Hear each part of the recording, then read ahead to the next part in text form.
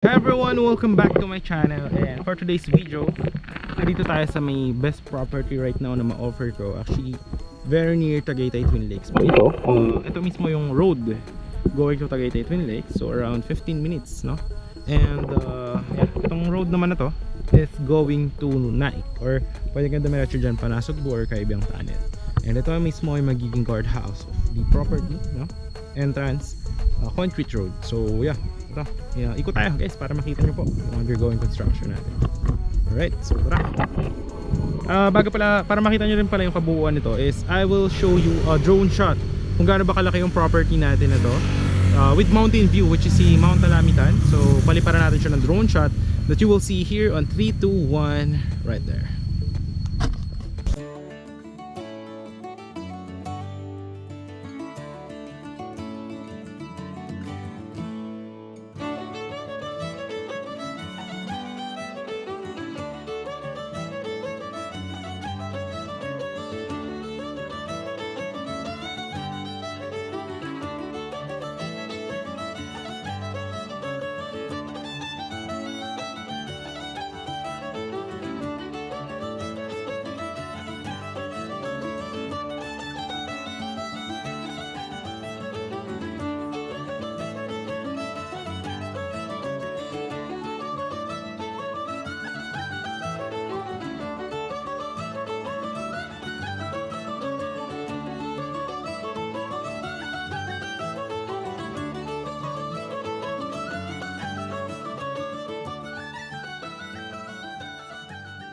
Guys, nakita nyo naman yung ating drone shot ng property, no?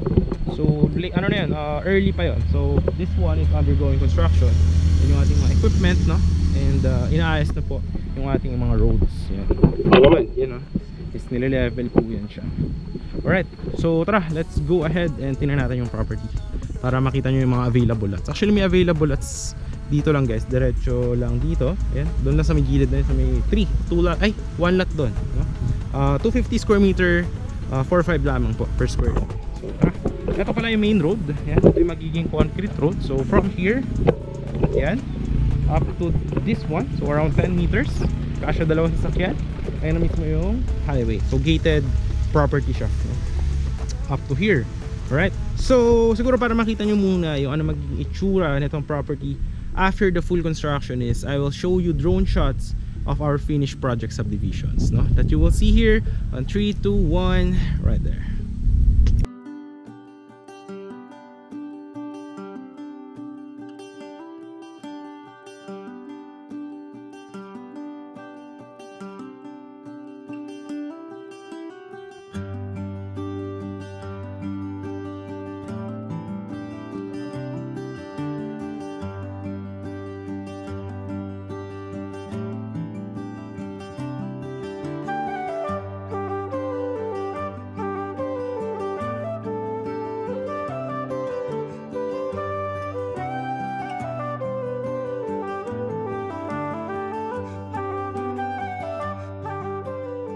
Nakita nyo naman yung ating property, no? Yung kanyang aerial shot. So napakaganda. So ayan, kiniklearing na po ito. Ayan. So yung available na tulad is around there. Yan, dyan lang sa may puno na yan. So yan, no? Maganda dito yung lupa. Makikita nyo, mataas siya.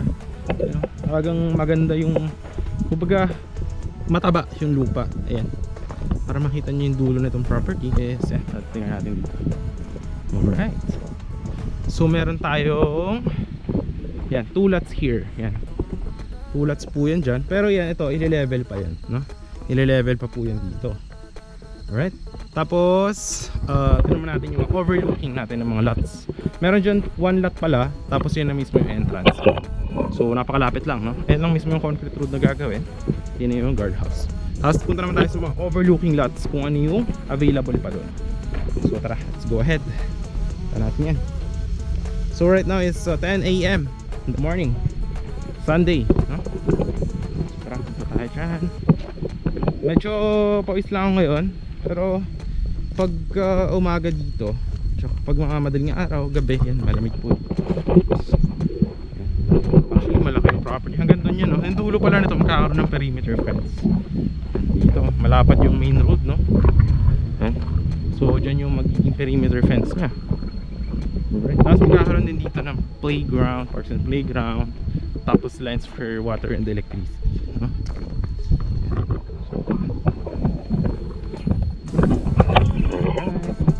Kita nyo naman guys, oh, ayun, no? Inaayos talaga yung lupa, no? Overlooking talaga. Ito muna. Actually, yan, concrete road din yan yung gagawin na yan. At dito muna tayo. Okay, let's go. Then guys, kita nyo malamig na ngayon, no? Ewan kung nadadama nyo syempre sa camera, pero press ko dito yung property, guys. Ayan. Wow, ganda. Hindi nyo pa lang makita yung finished construction since undergoing pa rin yung development, pero ito talaga guys, hanggang yung property natin is talagang masasabi ko maganda. Masasabi ko dito. Alright, yan. So hanggang dito pa lang kasi yung naka-clear out, pero malayo pa yan dyan, malaki pa po. Actually may available dito, yeah, around here 1 lot. Tapos lakad tayo dito para makita nyo ibang overlooking lots natin. Okay, let's go. Let's go. So, kita nyo naman guys, oh. Diba?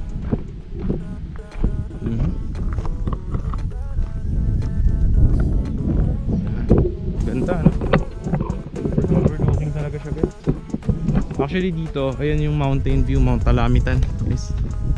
So tara, lakad pa tayo. Ito, ano pa yan, lalagyan pa yan ng lupa. So ile-level yan dito din. Level yan, ililipat yan. Ile-level yan dito, no? So tara, kita tayo ng ibang lots remaining. Ganda dito guys. Tapos may mga, dito pala may mga available din dito. 5 lots ata, 250 yung mga cut na lots. So tara, ikot tayo. Tapos yung parks and playground will be there yan dyan sa may puno. So aayusin din yan.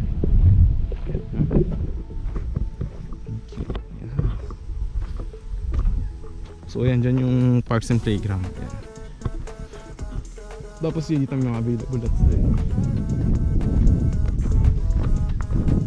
Ikot na tayo guys. Kita nyo naman yung ating overlooking na view, diba?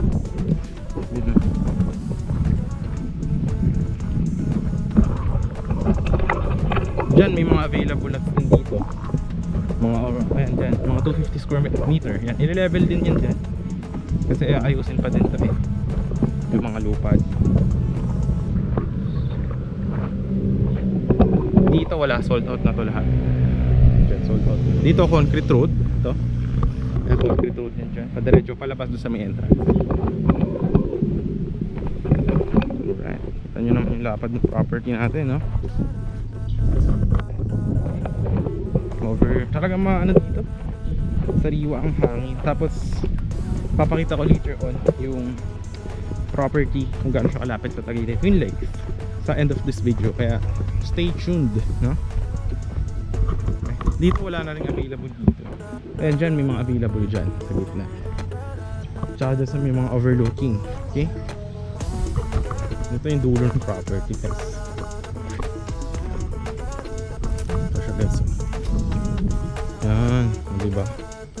Super laki ng property natin. Malawak. Pero ngayon wala pa yung mga tao kasi Sunday. Napapahinga sila. Okay, yan, ile-level pa rin yan dyan, ha? Level pa rin yan.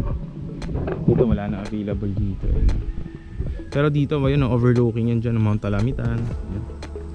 Tapos yan, sa may dulo ng mga property natin magkakaroon yan ng recraft.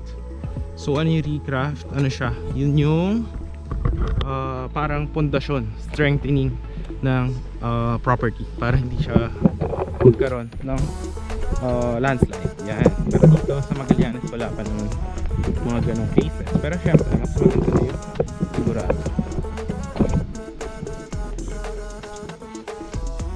Okay, so undergoing construction pa tayo. So wala, ano, tingnan lang natin in the weeks to come, months to come, undergoing construction. Pero ito na siya mismo, no?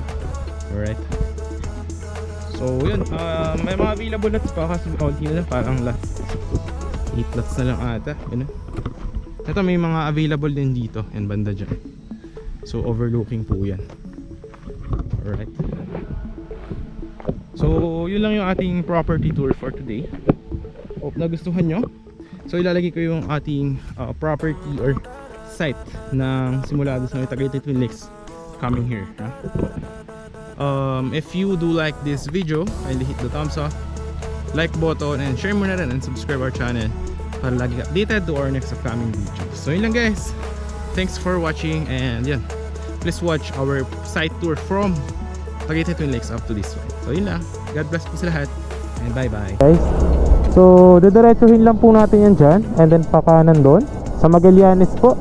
10 to 15 minutes, actually 10 minutes lang, no, galing dito. If motor, if kotse naman, exactly 15 minutes galing dito mismo sa Tagaytay Twin Lake.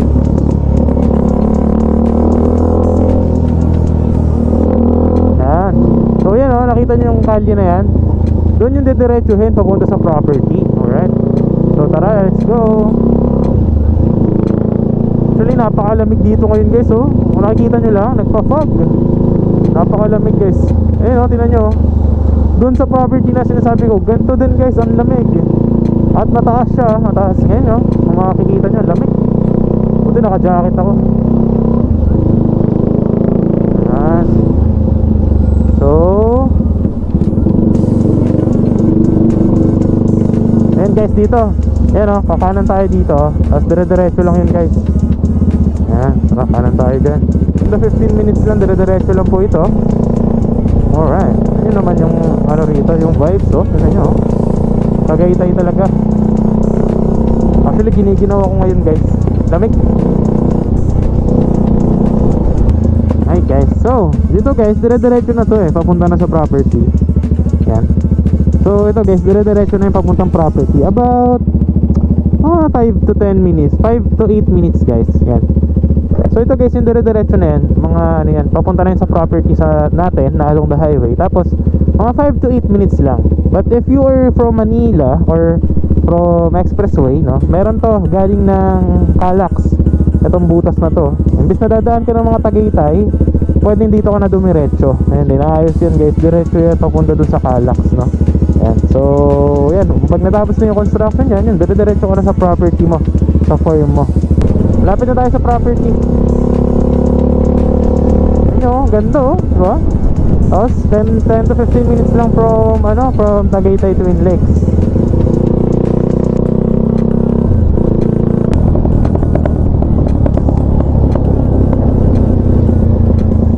Alright. So ito na guys, yung property. Yan, oh, diba? Kita nyo? Yan. So tara, punta park tayo dito sa gilid.